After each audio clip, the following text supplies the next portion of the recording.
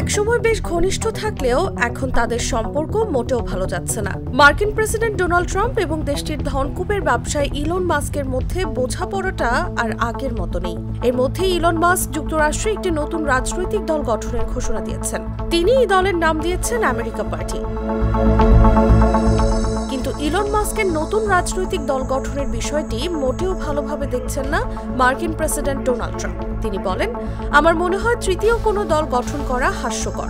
রোববার এয়ারফোর্স ওয়ানে ওঠার আগে সাংবাদিকদের সঙ্গে কথা বলার সময় ট্রাম্প বলেন, যুক্তরাষ্ট্রে এখন পর্যন্ত দ্বিপক্ষীয় রাজনৈতিক ব্যবস্থাই চলমান রয়েছে এবং আমি মনে করি তৃতীয় কোনো দল শুরু করা বিভ্রান্তি আরও বাড়িয়ে তুলবে।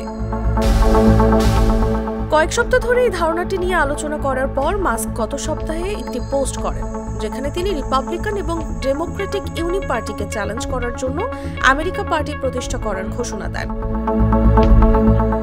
এর আগে ট্রাম্পের সদ্য পাশ হওয়া কর হ্রাস ও ব্যয় বিলের তীব্র সমালোচনা করে মাস্ক বলেন, এই বিল আমেরিকাকে দেউলিয়া করে দেবে। শুক্রবার বিলটি আইনে পরিণত হওয়ার একদিন পর মাস্ক তার এক্স প্ল্যাটফর্মে পোস্ট করে লিখেন, আজ আমেরিকা পার্টি গঠিত হলো আপনাদের স্বাধীনতা ফিরিয়ে দেওয়ার জন্য।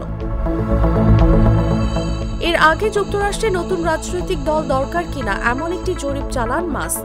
এক্সে চালানো ওই জরিপে প্রায় 12 লাখ ভোট পড়ে, যার 2/3 নতুন দল চেয়েছে বলে জানান তিনি।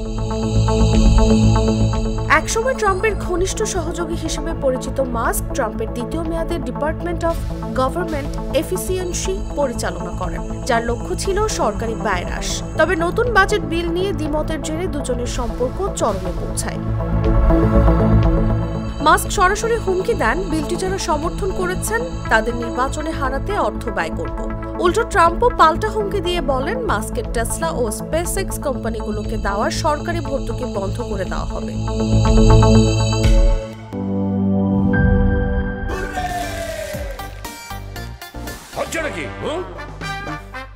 সিচুয়েশন যেমনই হোক, হুররে থাকলে নো টেনশন।